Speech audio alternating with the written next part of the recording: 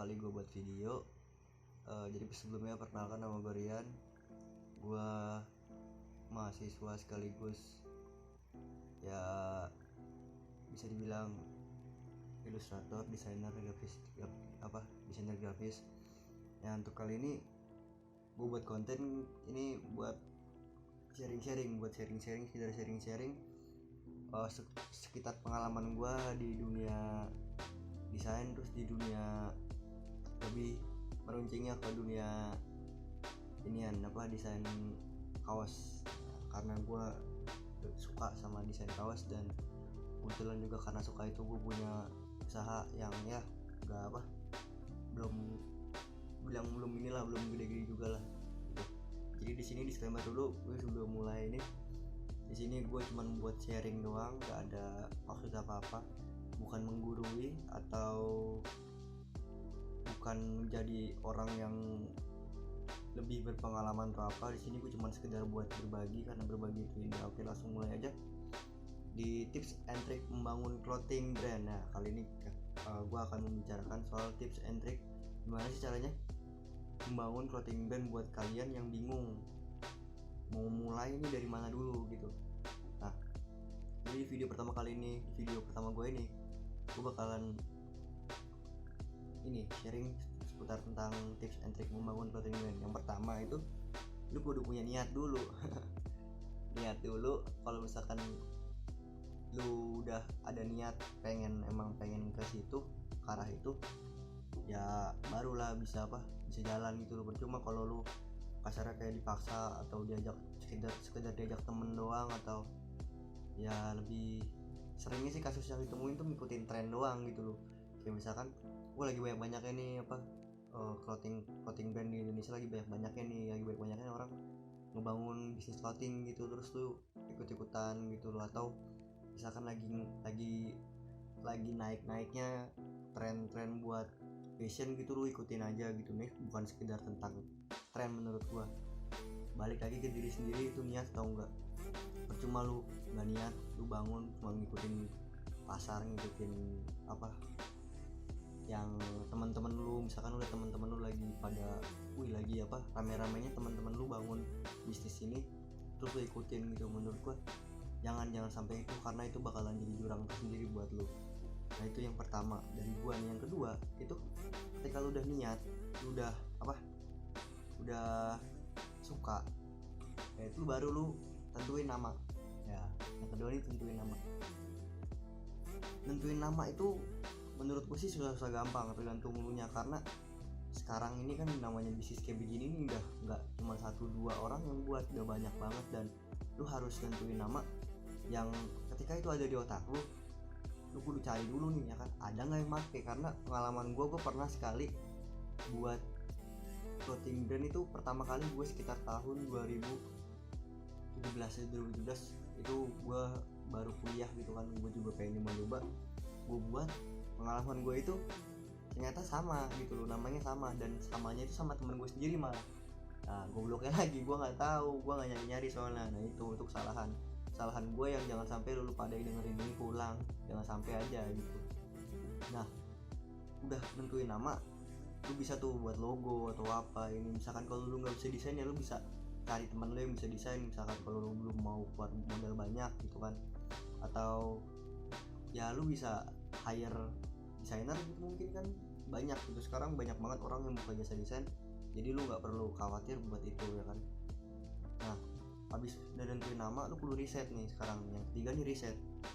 Nanti semua yang gue omongin ini bakal gue jabarin lagi di video-video gue selanjutnya. Jadi ya kalau lu suka ya subscribe, kalau nggak suka ya udah nggak apa-apa, nggak masalah. Gue nggak minta lu untuk subscribe atau like atau komen atau apa, nggak. Karena ya gue di sini sekedar untuk berbagi aja, untuk sharing buat kalian. Syukur berguna ya, itu kan ya rezeki kalian sendiri lagi kalau berguna buat kalian. Terus ini yang ketiga nih, yang keempat, yang ketiga nih yang ketiga anjir gue yang malah. Yang ketiga nih, riset kan. Nah, riset tuh ada dua menurut gue.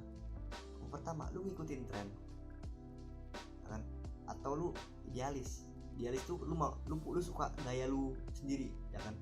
misalkan lu suka apa nih ya kan, idealis tuh ya emang lu nya suka, dasarnya suka, nggak yang ngikutin tren gitu. Dan dari riset itu ada dua cabang dari riset itu menurut gua itu ada yang ada keuntungannya, ada juga kerugiannya ya kan. Lalu bisa nanti bisa lu pertimbangin sendiri lu mau kayak gimana. Kalau gua pribadi waktu bangun bisnis ini, bangun clothingan ini, gue lebih idealis gitu loh. Tapi di sisi lain idealis juga itu ada kekurangannya dan ada kelebihannya juga. Ayo kita jabarin dari yang ngikutin tren.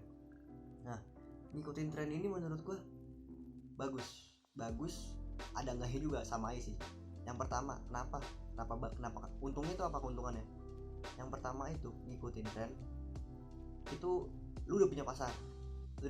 Karena pasar lu tuh udah kayak apa ya, udah kayak populasi gitu loh. Populasi itu udah kebangun, udah ada. Jadi lu ngikutin pasarnya gitu loh, udah ada orang-orang di situ yang suka sama tren itu.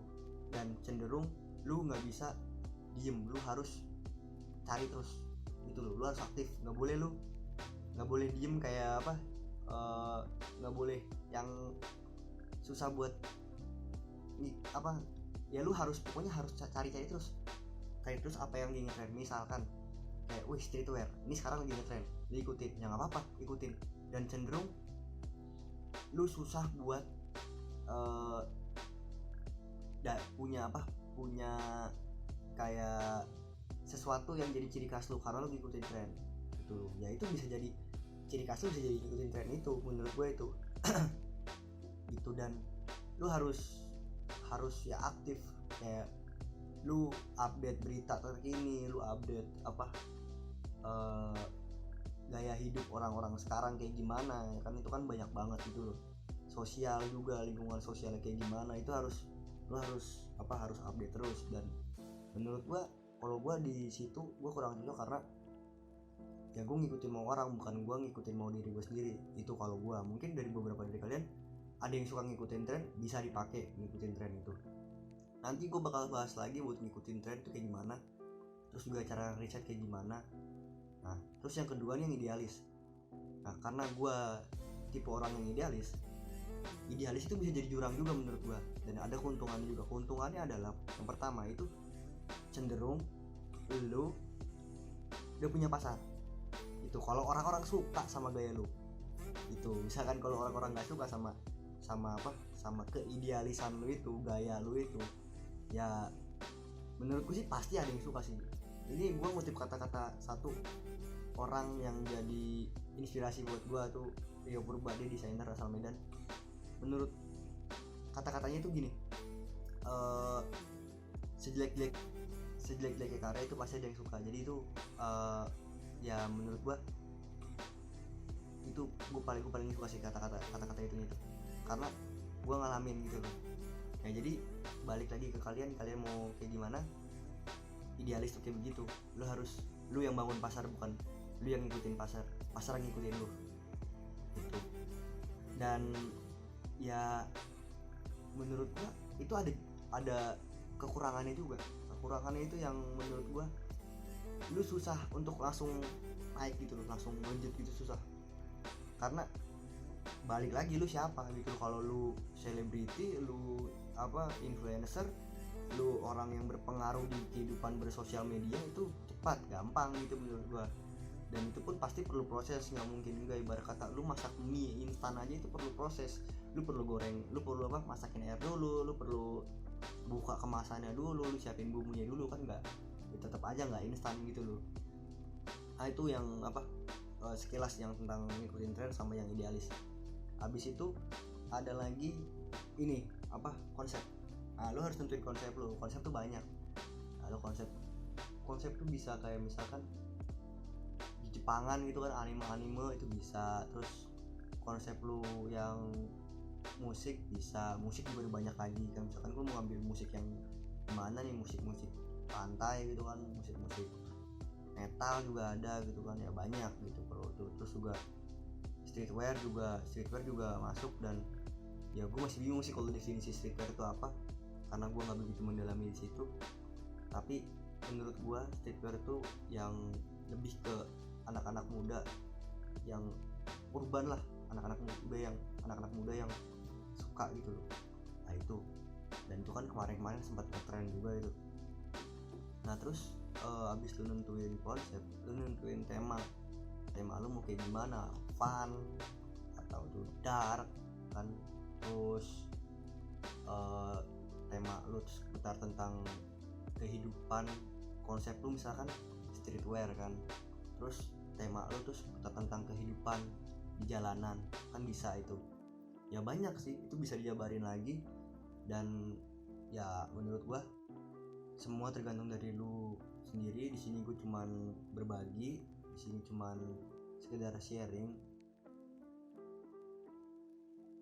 tentang apa yang pernah gue lakuin dulu, tentang pengalaman gue dulu waktu dulu pertama gue bangun kayak gimana. Dan masih banyak pengalaman gue yang nanti bakalan gue share.